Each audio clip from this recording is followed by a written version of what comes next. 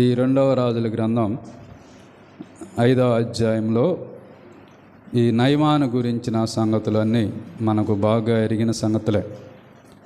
Sunday school పిల్లలకైతే ఎప్పుడు వినుచున్న భాగమే ఈ నయమాను గురించి.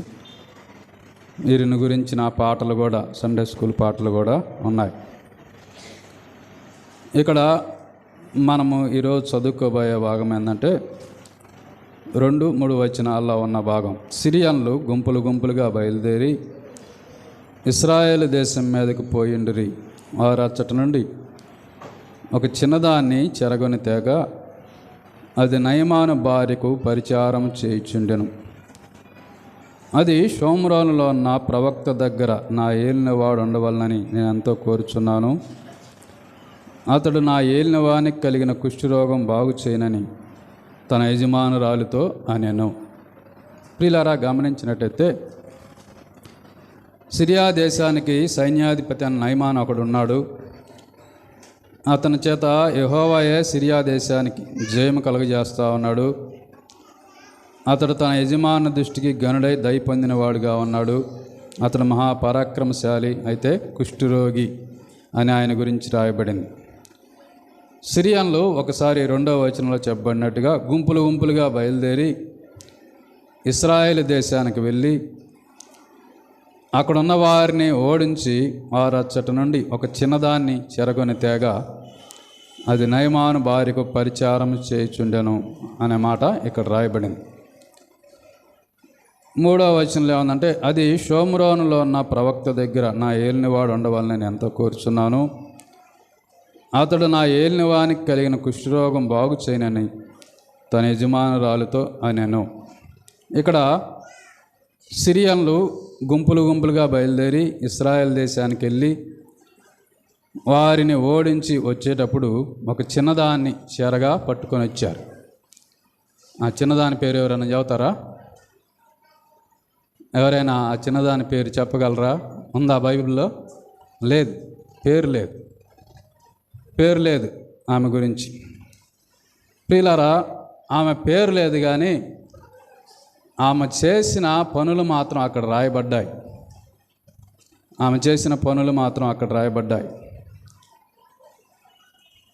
చిన్నది అనే మాట ఉంది. ఈమె గురించి 2 వచనాలు రాయబడ్డాయి. ఇంకెక్కడా బైబిల్లో ఏమి ప్రస్తావన కనపడదు, ఆమె పేరు కూడా కనపడదు. కానీ ప్రియులారా, గమనించినట్టు ఆమె క్రియలు, ఆమె వైఖరి, ఆమె ప్రభావం, ఆమె ఉన్న స్థితిలోనే దేవుణ్ణి మహింపరచటం ఈ మాత్రం కనపడతాయి. ఆమె క్రియలు మాత్రం కనపడతాయి. పేరు ఉండకపోవచ్చు, కానీ ఆమె గురించి రాయబడింది ఆమె చిన్నది అని రాయబడింది. చిన్నది అంటే వయసులో చిన్నది అయి ఉండొచ్చు. యవనానికి, బాల్యదశ ఎండింగు, అలానే యవన ప్రాయానికి ప్రారంభంలో ఉన్న ఈమె చూడటానికి చిన్నదిగా కనపడుతూ ఉంది. ఆ చిన్నదైన ఆమె క్రియలు మాత్రం బైబిల్ గ్రంథంలో రాయబడ్డాయి. మనం అనుకుంటాం ఒక్కోసారి, మందిరంలో ఎంత పని చేస్తున్నానే, ఎవరు నన్ను గుర్తించట్లేదే అనుకుంటాం.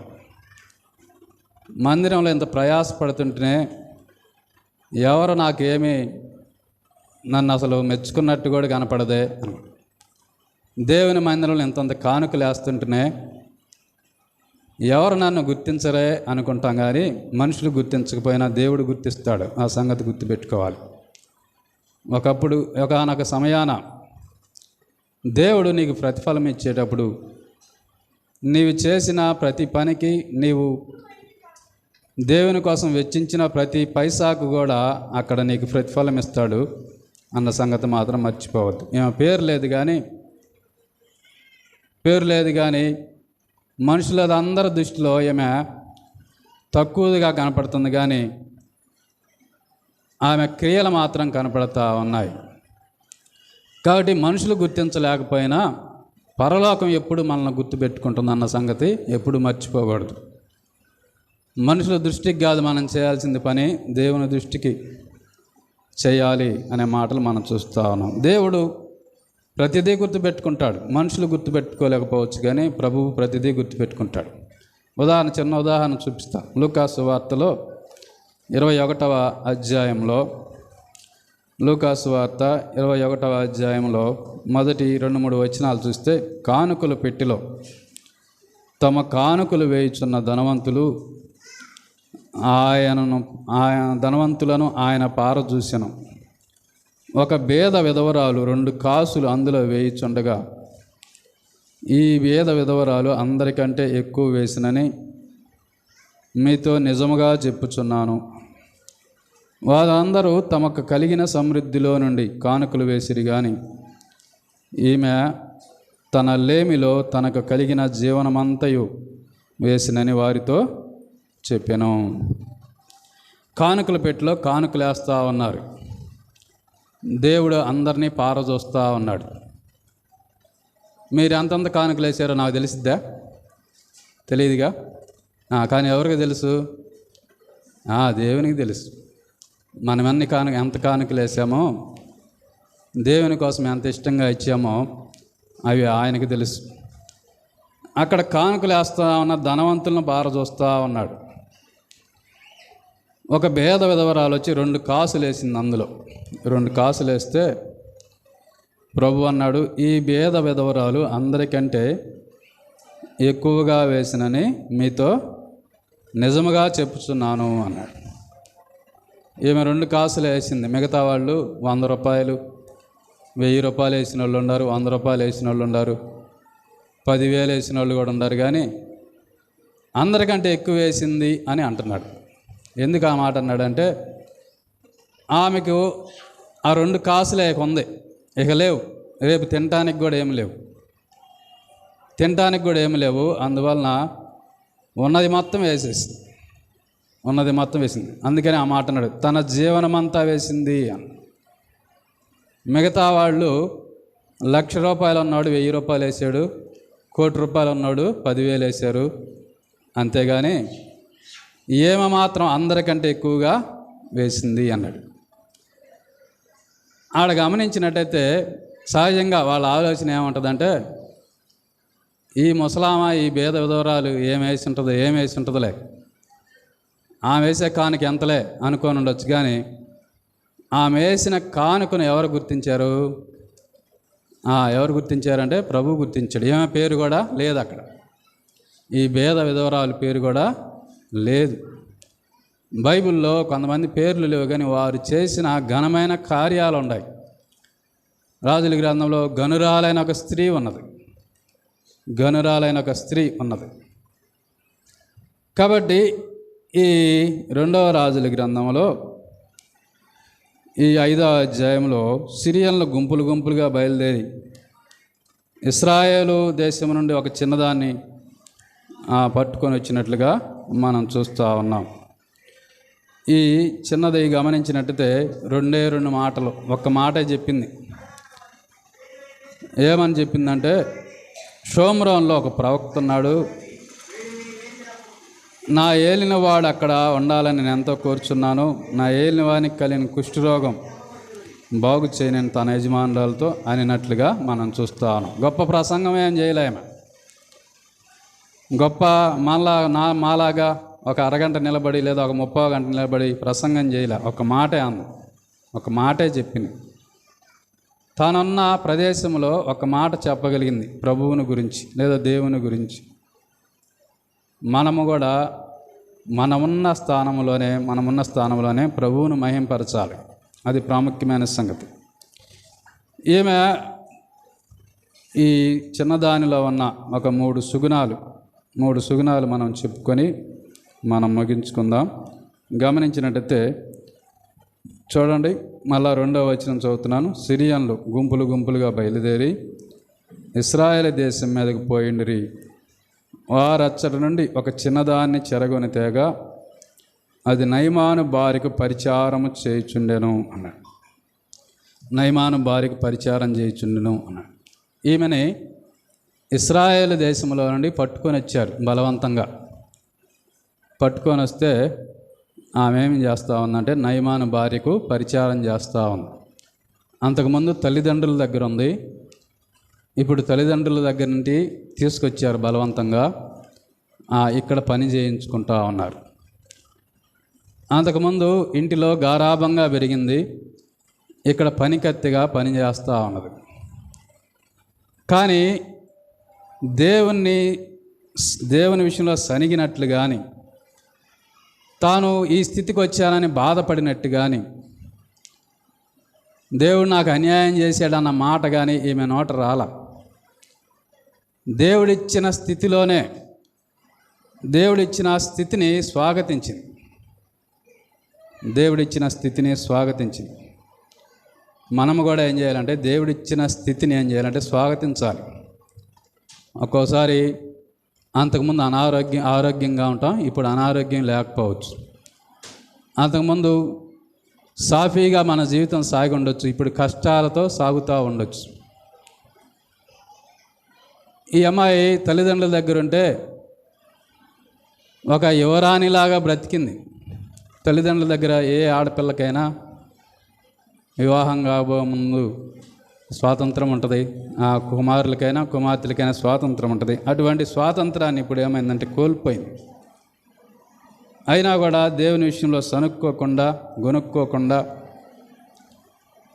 దేవుడిచ్చిన ఆ స్థితిని స్వాగతించి అక్కడ నయమాను భార్యకు పరిచారం చేస్తున్నట్టుగా మనం చూడగలం. ఇంకొక మాట కూడా గుర్తు చేసుకుందాం. ఆదికాండం 37వ అధ్యాయం, 39వ అధ్యాయం అనుకుంటా. ఆదికాండం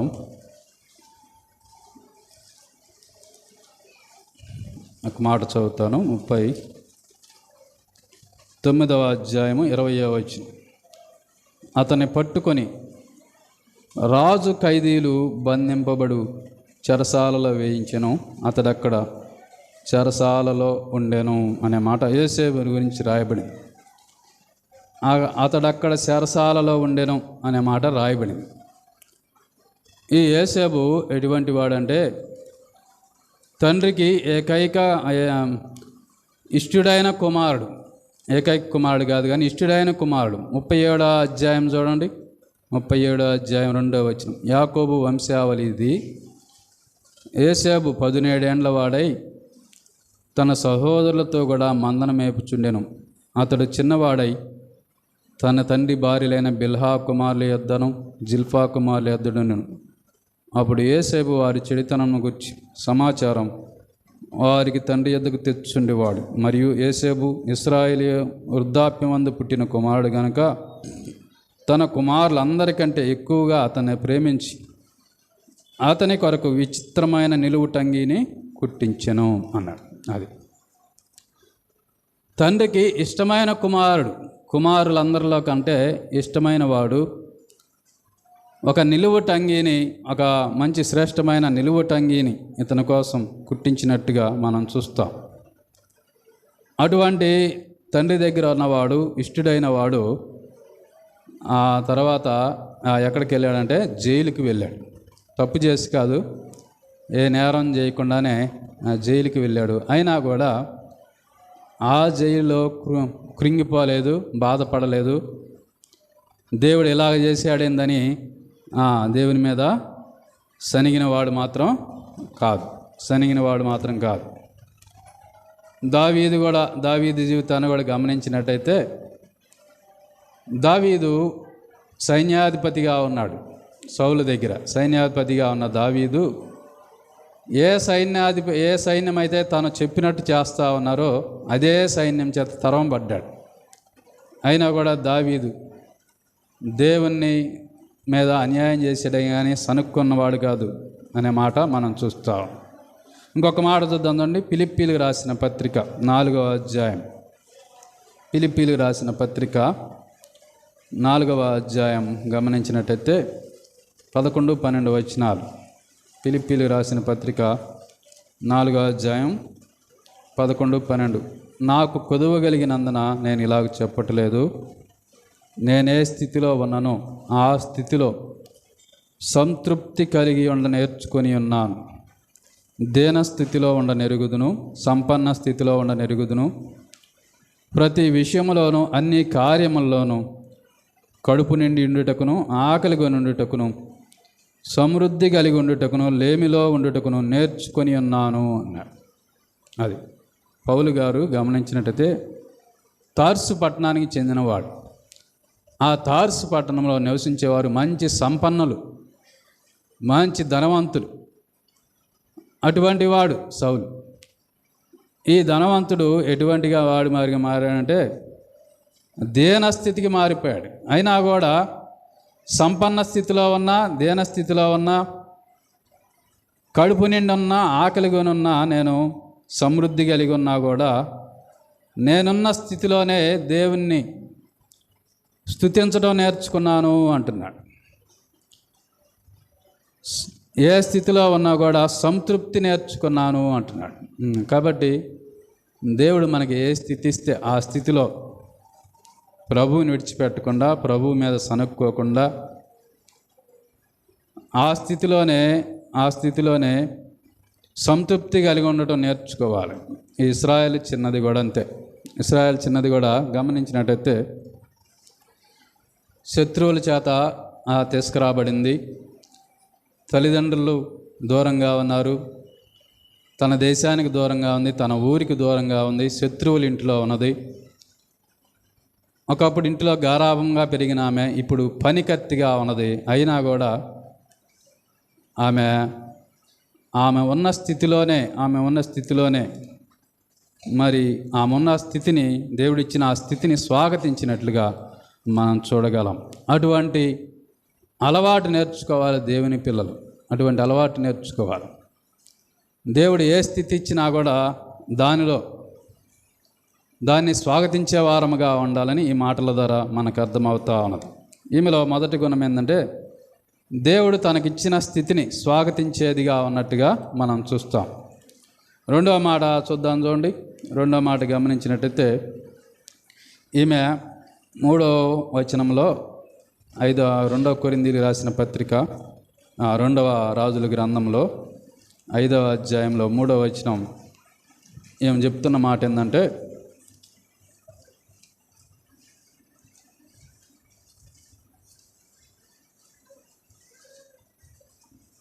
తీసిన వాళ్ళు చదవండి.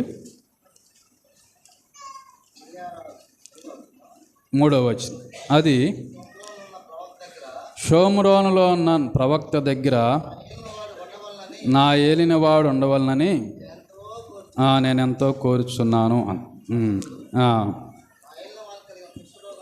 బాగు చేయనని తన యజమానురాలతో అనను. ఈమె ఏమని పలుకుతుందంటే, షోమ్రోనులో ఒక ప్రవక్త ఉన్నాడు, ఆ ప్రవక్త దగ్గర నా ఏలినవాడు ఉండాలని నేను ఎంతో కోరుచున్నాను అంది.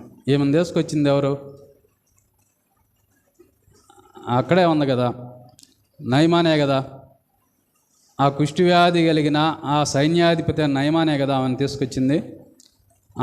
ఆ వ్యక్తి గురించి ఏమంటుందంటే, షోమ్రోనులో ఒక ప్రవక్త ఉన్నాడు, నా ఏలినవాడు ఆ ప్రవక్త దగ్గరికి పోతే అతడు బాగుపడతాడు, నిశ్చయముగా బాగుపడతాడు, కుష్ఠరోగం బాగు చేస్తాడు అని అంటాం. తను బలవంతంగా తీసుకొచ్చిన వ్యక్తినే, ఆ వ్యక్తి యొక్క క్షేమం కోరుకుంటాం. తల్లిదండ్రులకు దూరం చేసి, తన దేశానికి దూరం చేసి, తన బంధువులకు అందరికీ దూరం చేసి చక్కగా పెరుగుతా ఉన్నా, ఇక్కడ పని చేయించుకుంటా ఉన్నా కూడా ఇదంతా మనసులో పెట్టుకోకుండా ఆయనకు కలిగిన కుష్ఠరోగాన్ని షోమ్రోనులో ఉన్న ప్రవక్త దగ్గరికి పోతే ఆ కుష్ఠరోగం పోతుందని సలహా ఇస్తాం. ఈమె అతన్ని త్వరగా క్షమించినట్లుగా మనం చూస్తాం. తనకు ఆ స్థితికి కలగటానికి కారణమైన నయమానును ఆమె క్షమించింది కాబట్టి అతని బాగు కోరుకుంటా ఉంది. మనం ఇతరులను క్షమించకుండా వారి క్షేమాన్ని మనం ఎప్పుడు కోరుకోలేము. భక్తి కలిగిన వారు ఖచ్చితంగా త్వరగా ఇతరులను క్షమించగలుగుతారు. భక్తిహీనులు ఎన్ని తరాలైనా కూడా క్షమించలేరు. అది ఒక భక్తిపరునికి ఉన్న లక్షణం ఏంటంటే, త్వరగా క్షమించే లక్షణం అనేది ఉంటుంది అని భక్తి పరునికి ఉంటుందని ఈ మాటల ద్వారా మనకు అర్థమవుతా ఉన్నాయి. కాబట్టి ఇంత చేసిన నయమానును ఆమె త్వరగా క్షమించినట్లుగా మనం గమనిస్తాం. యోసేపు విషయంలో కూడా ఇంకొక సంగతి చూద్దాం. చూడండి, ఆదికాండం 47వ అధ్యాయము 11వ వచనం గమనించినట్టయితే, ఆదికాండము 47వ అధ్యాయం 11వ వచనం గమనించినట్టయితే,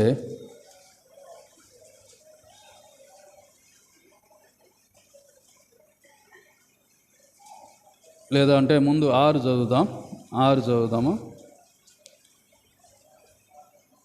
6 గమనించినట్టయితే, ఐగుప్తు దేశం నీ ఎదుట ఉన్నది, ఈ దేశంలోని మంచి ప్రదేశము నీ తండ్రిని నీ సహోదరులను నివసింపచేయుము. గోషేను దేశంలో వారు నివసించవచ్చును. వారిలో ఎవరైనా ప్రజ్ఞను గలవారిని నీకు తోచిన ఎడల నా మందల మీద వారిని అధిపతులుగా నియమించవచ్చునని చెప్పాను అనే మాట చూస్తున్నాం. యోసేపు గమనించినట్టయితే తండ్రికి ఇష్టడుగా ఉన్నాడు. అన్నలందరూ యోసేపు మీద పగబట్టారు.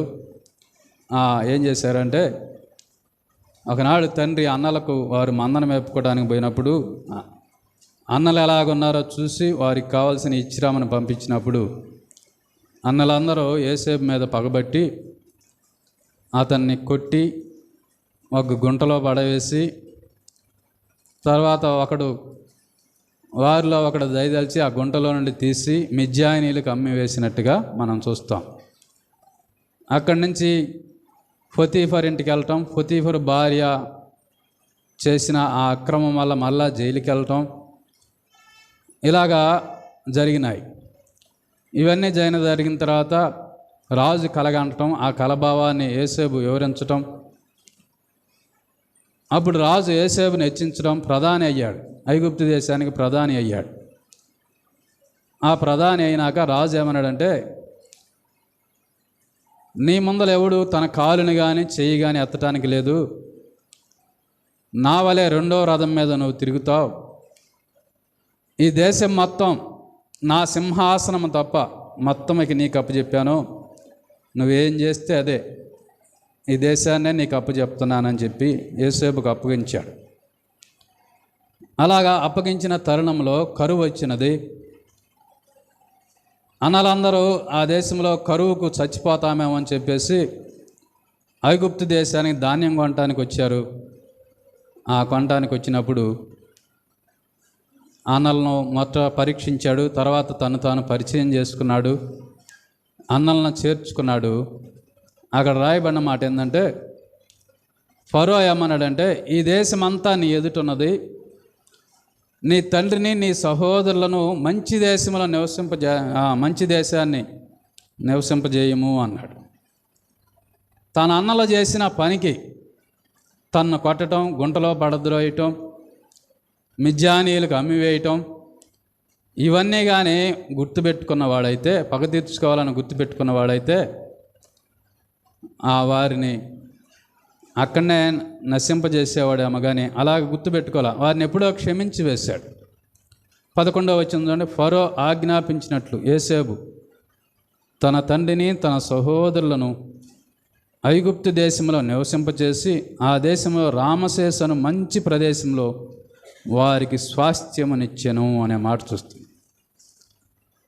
తన్ను ఇబ్బంది పెట్టిన వారు, తనను కొట్టిన వారు, తన గుంటలో పడదేసిన వారిని క్షమించి దేశంలోనే మంచి ప్రదేశముకు రామసేసులో వారిని అక్కడ నివసింపజేసినట్లుగా యోసేపు జీవితాన్ని మనము గమనిస్తాం. చివరి వచనాల్లో కూడా ఆ మాటలు ఉంటాయి.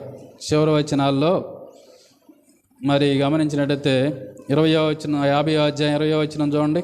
50వ అధ్యాయం 27వ వచనం లేదా 19, యోసేపు భయపడకుడి, నేను దేవుని స్థానమునున్నానా, మీరు నాకు కీడు చేయని ఉద్దేశించిరి కానీ నేటి దినమున జరుగుచున్నట్లుగా అనగా బహు ప్రజలను బ్రతికించినట్లుగా అది మేలుకే దేవుడు ఉద్దేశించెను.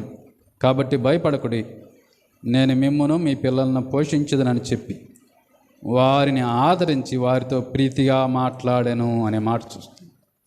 కాబట్టి యోసేపు జీవితంలో కూడా క్షమించే ఆ మనస్సును మనం చూడగలం. ఈ చిన్నదాని జీవితంలో కూడా అదే ఉంది. శత్రువు అయినా తను బలవంతంగా తీసుకొచ్చినా కూడా ఆ వ్యక్తికి మేలు చేయాలని సలహా ఇస్తూ ఉన్నట్టుగా మనం చూస్తూ ఉన్నాం. 2 విషయాలు చూసాం. మొదటిది ఏంటంటే దేవుడిచ్చిన స్థితిని స్వాగతించగలిగిన ఆ చిన్నది. రెండవది శత్రువు అని తెలిసినా కూడా అతన్ని క్షమించగలిగిన చిన్నదిగా మనం చూస్తాం. మనం ఉన్న ప్రదేశంలో మనం ఇతరులకు ఆశీర్వాదంగా ఉండాలంటే దేవుడిచ్చిన స్థితిని స్వాగతించాలి. రెండవది మనకు కీడు చేసిన వారిని కూడా క్షమించే ఆ యొక్క మనసు వైఖరి మనకు ఉండాలి. ఆ వైఖరి మనకు ఉండాలి. అది లేకపోతే మనం దేవుని పిల్లలంగా. యేసుప్రభు వారే చెప్పాడు, నీకు మేలు చేసిన వారికే మేలు చేస్తే నీకు ఉపయోగం ఏముంది, నీ శత్రువుని ప్రేమించాలి అన్నాడు. నీకు కీడు చేసిన వారికి మేలు చేయము అన్నాడు. మత్తయి సువార్తలో ఆ మాటలు ఉంటాయి, 5వ అధ్యాయము అక్కడ.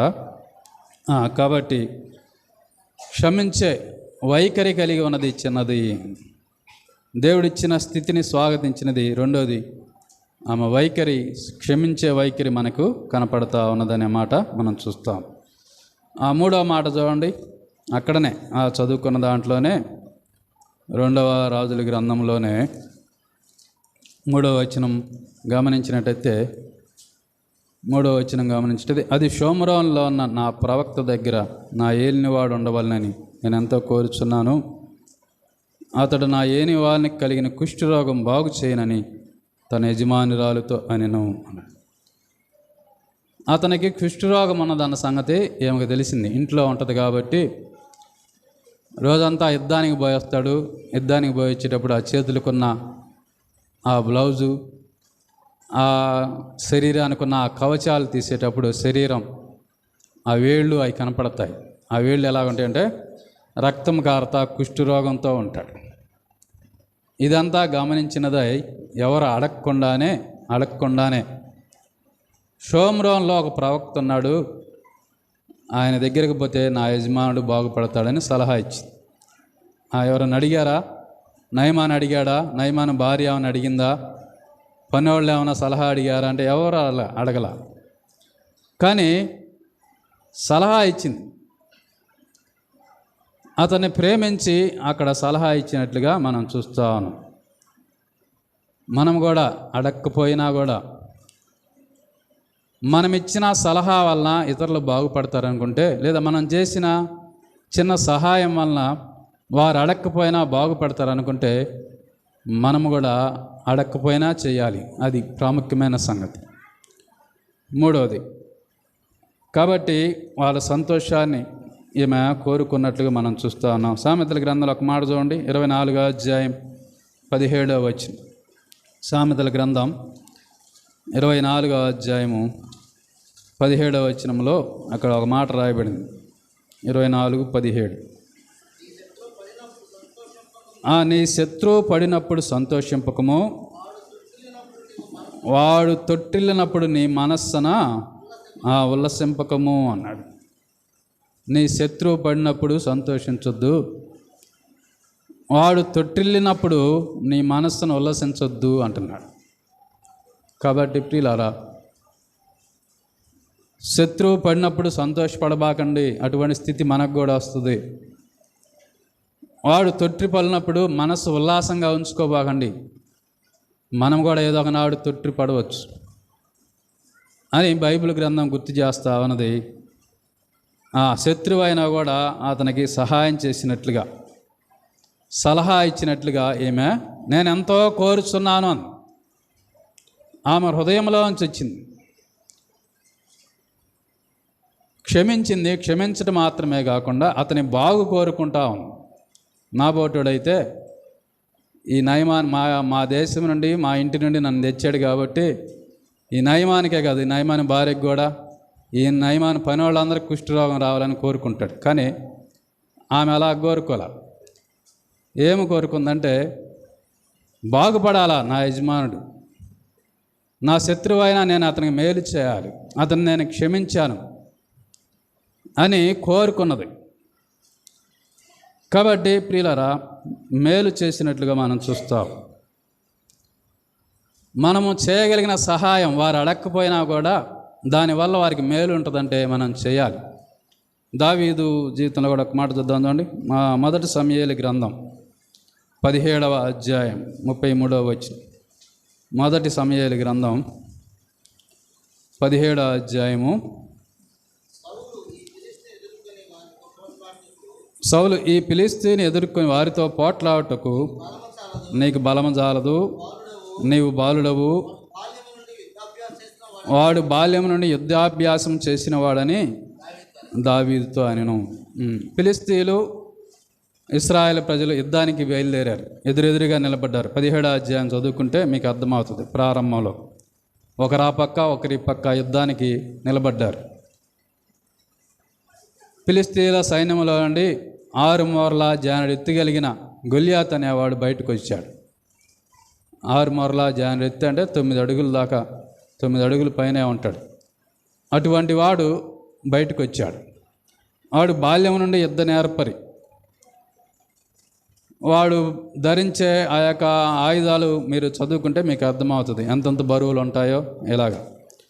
అయితే వాడు బయటకు వచ్చి ఏమంటున్నాడంటే, మీరు మేము యుద్ధం చేసుకోవడం దేనికి? మీలో నుండి ఒకడు రండి, మాలో నుండి నేను వచ్చాను. మీలో నుండి వచ్చిన వాడు నన్ను ఓడిస్తే మేమందరం మీకు దాసులం అవుతాం. ఒకవేళ వచ్చిన వ్యక్తి నా చేతిలో ఓడిపోతే ఇశ్రాయేలీలందరూ మాకు దాసులు అవ్వాలి, ఎల్లకాలం మాకు పని చేయాలి అని అన్నారు.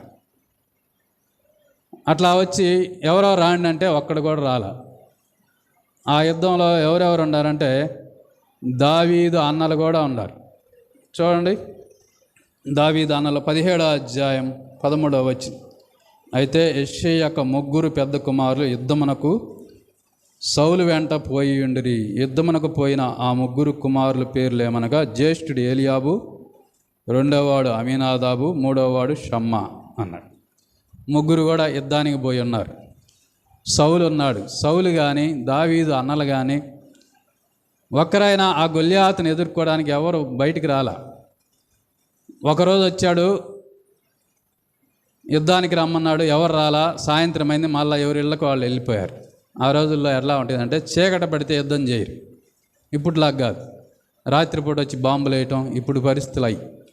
అప్పుడు మాత్రం చీకట పడితే యుద్ధం చేయరు, సాయంత్రం అయితే మళ్ళీ వెళ్ళిపోతారు. అట్లాగా 40 దినాలు ఆ గొల్యాతు బయటికి రావటం, సవాలు చేయటం, ఇశ్రాయేల్లో ఒక్కడు కూడా రాకపోవటం, ఇవన్నీ చూసిన వాడై అన్నలకు అన్నం ఇద్దామని, సహస్రాధిపతికి రాజుకు అవసరమైన కొన్ని వస్తువులు ఇద్దామని, అన్నలు ఎట్టగొన్నారో తెలుసుకుందామని వచ్చాడు దావీదు. చిన్నవాడు, బాలుడిగా ఉన్నాడు. అయితే వచ్చినప్పుడు దావీదు అన్నలు దావీదుని ఏమన్నారో చూడండి. 17వ అధ్యాయము 28వ వచనం. అతడు వారితో మాట్లాడినది అతని పెద్దన్నయ్యకు ఏలియాబునకు వినపడగా, ఏలియాబు దావీదు మీద కోపం వచ్చి అతనితో, నీవిక్కడికి ఎందుకు వచ్చితివి? అరణ్యంలోని ఆ చిన్న గొర్రె మందను ఎవరు వశము చేసితివి? నీ గర్వమును నీ హృదయపు చెడుతనము నేను ఎరుగుదును. యుద్ధం చూచుటకే కదా నీవు వచ్చితివనెను. అందుకు దావీదు, నేనేమి చేసితినని ఆ మాట మాత్రం పలికితినని చెప్పి అతని ఎడ్డ నుండి తిరిగి వెళ్ళి మరొకని ఆ మాట ప్రకారం అడగ్గా, అన్నలు కూడా దావీదును తృణీకరించారు. అసలు ఎందుకు వచ్చావరా నువ్వు? యుద్ధం చూడటానికి వచ్చావా? నీ గర్వం నీ హృదయం చెడుతనం నేను ఎరుగుదును అని అన్న తిట్టాడు.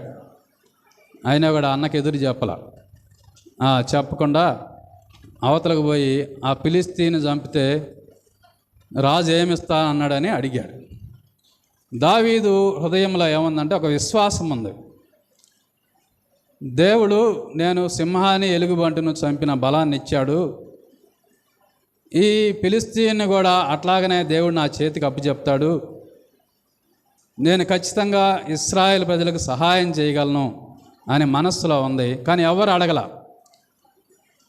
సౌలు కూడా ఏమన్నాడంటే, అయ్యా నువ్వు బాలుడివి, నీవు యుద్ధం చేయటం నీకు రాదు, వాడు అసలే యుద్ధ నేర్పరి, బాల్యం నుండి వాడు యుద్ధం నేర్చుకున్నవాడు గొల్యాతు అని అంటే, దావీదు హృదయంలో ఉంది, నేను ఖచ్చితంగా ఇశ్రాయేలుకు సహాయం చేయగలను, ఆ విశ్వాసం ఉంది, ఆ చేయగలనని విశ్వాసం ఉంది. కాబట్టి చెప్పాడు సౌలుకు, రాజా నేను గొర్రెలు కాస్తుండగా ఒకసారి సింహం వచ్చింది, ఒకసారి ఎలుగుబంటి వచ్చింది, ఆ రెంటిని దేవుని సహాయం చేత చీల్చివేశాను, చంపివేశాను. ఈ సున్నతి లేని ఫిలిష్తీయుడు కూడా వాటిలో ఒకదానిలాగా అవుతాడు అన్నప్పుడు అప్పుడు వెళ్ళమన్నాడు. వెళ్ళాడు, కర్ర పట్టుకొని వెళ్ళాడు, గొల్యాతును వడిశాలతో చంపాడు. వాడి కత్తితో వాడి తలనే నరికి ఎదురుగా వచ్చినట్లుగా మనం చూస్తూ ఉన్నాం. ఇశ్రాయేలీలకు గొప్ప విజయాన్ని చేకూర్చాడు. ఇశ్రాయేలీలందరూ ఫిలిష్తీయులకు బానిసలు కాకుండా అక్కడ ఆ సహాయం చేసి వారిని కాపాడినట్లుగా మనం చూస్తాం. ఎవరైనా అడిగారా దావీదును కాపాడమని? ఎవరు అడగల. నేను ఈ సహాయం చేస్తే వీరు ఇక్కడ ఇశ్రాయేలు సమాజం అంతా రక్షించబడిద్దని అనుకున్నాడు. ఆ సహాయం చేశాడు, ఇశ్రాయేల్ సమాజం అంతా రక్షించబడింది. అక్కడ మనకు దావీదు యొక్క ప్రభావం కనపడదు. ఈ చిన్నదాని విషయంలో కూడా అంతే, అడక్కపోయినా కూడా సహాయం చేసింది, సలహా ఇచ్చింది.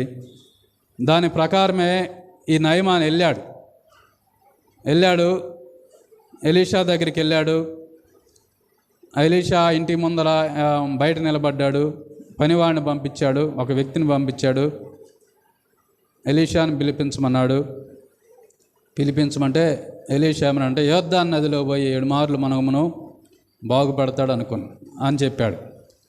నయమాను కోపపడ్డాడు. కోపం తెచ్చుకొని, మా దేశంలో నదులు లేవా? ఆ ప్రవక్త బయటకు వచ్చి నాకు బాగలేని ఈ స్థలం మీద తన చేయి పెట్టి ప్రార్థన చేస్తాడేమనుకుంటే వారికి మాట మాత్రమే చెప్పాడని చెప్పి రౌద్రుడై తిరిగి వెళ్తూ ఉన్నాడు. తిరిగి వెళ్ళేటప్పుడు సైనికుల్లో ఒక మాట అన్నాడు. ఏమన్నాడంటే, అయ్యా ఆ ప్రవక్త ఏదన్నా గొప్ప కార్యం చేయమని చెప్తే చేస్తాం కదా, ఆయన ఏమీ ఆశపడలేదు కదా, యోర్దాను నదిలో వరకు మనమన్నాడు, చేసి చూద్దాం అనేలకి నయమాను మనసు మారి గుర్రాలను వెనక్కి తిప్పుకొని వెళ్ళి యోర్దాను నదిలో 7 మార్లు మునిగాడు.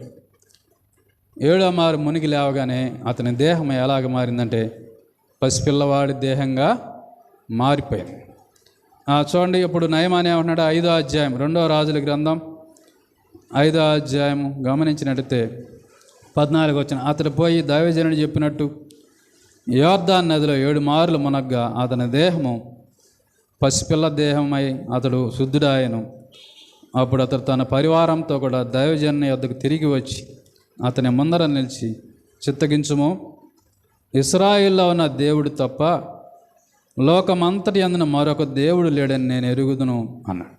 ఒప్పుకున్నాడు, ఈ ఇశ్రాయేల్లో ఉన్న దేవుడే, ఆ దేవుడు తప్ప ఇక ఒక దేవుడు లేడని నేను నమ్ముచున్నాను అని ఒప్పుకున్నాడు.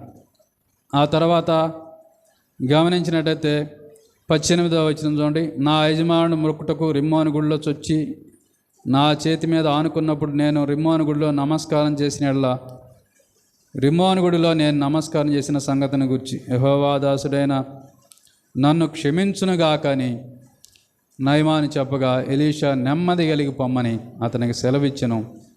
అతడు ఎలీషా యొద్ద నుండి కొంత దూరం సాగిపోయెను అనే మాట చూస్తుంది.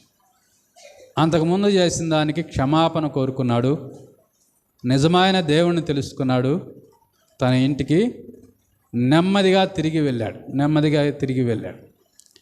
ఈ చిన్నదాని పేరు బైబిల్లో లేదు, కానీ ఈ చిన్నదాని యొక్క ప్రభావం మాత్రం కనపడుతుంది. ఒక సైన్యాధిపతి రక్షించబడ్డాడు, ఒక సైన్యాధిపతి కుటుంబం అంతా రక్షించబడింది. నిజమైన దేవుణ్ణి తెలుసుకోవడానికి కారణమైంది ఈ చిన్నది. ఆమె పేరు లేకపోయినా ఆమె యొక్క ప్రభావం మాత్రం కనపడతా ఉంది. కాబట్టి ప్రియులారా, గమనించినట్టయితే మనము 3 సంగతులు మనం చదువుకున్నాం. ఈ చిన్నదాని జీవితంలో ఉన్న సంగతులు ఏంటంటే, దేవుడిచ్చిన ఆ స్థితిని స్వాగతించినది. రెండవదిగా గమనించినట్టయితే ఆమె యొక్క వైఖరి, క్షమించే వైఖరి మనకు కనపడుతుంది. ఆమె యొక్క ప్రభావము కనపడతా ఉన్నట్లుగా మనం చూస్తూ ఉన్నాం. ప్రియులారా, గమనించినట్టయితే దేవుడిచ్చిన స్థితిలోనే మనము సంతృప్తి కలిగి ఉండాలి. ప్రభు అయిన యేసుక్రీస్తు వారు ఆయన ఎటువంటి వాడంటే, ఇందాక సహోదరుడు ఆరాధనలో గుర్తు చేశాడు, ఆయన దేవుని స్వరూపం కలిగిన వాడు. దేవునితో సమానముగా ఉండేది విడిచిపెట్టకూడని భాగ్యం అని ఎంచుకోలేదు. కానీ సామెతల గ్రంథంలో ఒకే ఒక మాట చూపించి నేను ముగిస్తా. సామెతల గ్రంథంలో 8వ అధ్యాయంలో, సామెతల గ్రంథం 8వ అధ్యాయంలో రాయబడిన మాట ఏంటంటే, ఒక మాట గుర్తు చేసి నేను ముగిస్తాను.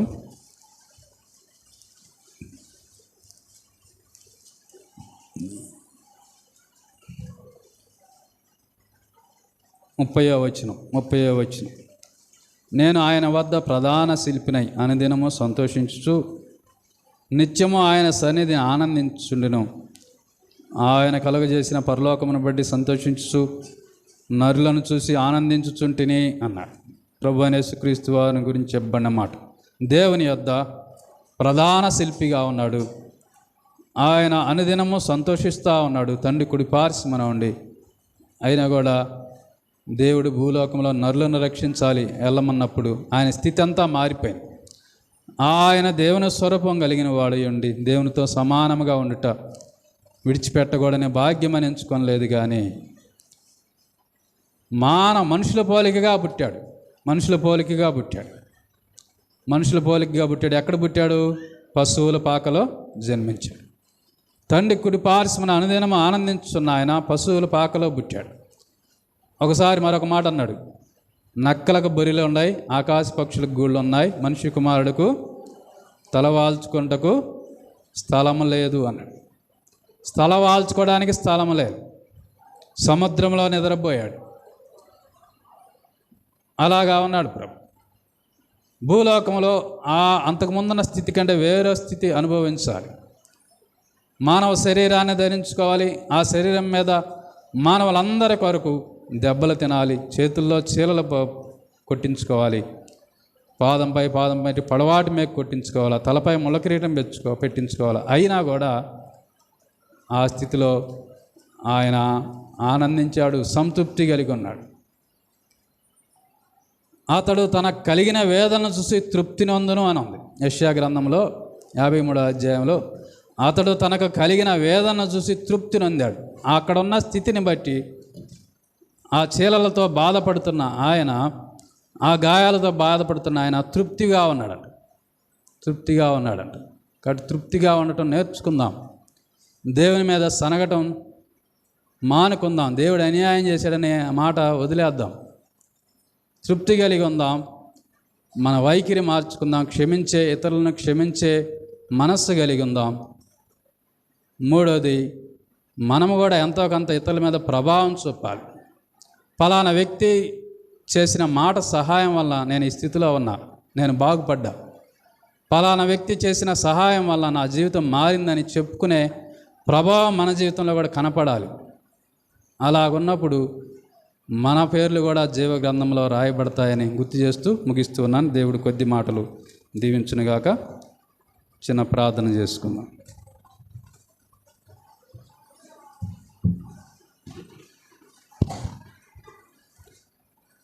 ప్రేమగల తండ్రి, కృపగల నాయన, మిమ్మల్ని స్తుతిస్తున్నాం, గణపరుస్తూ ఉన్నాం.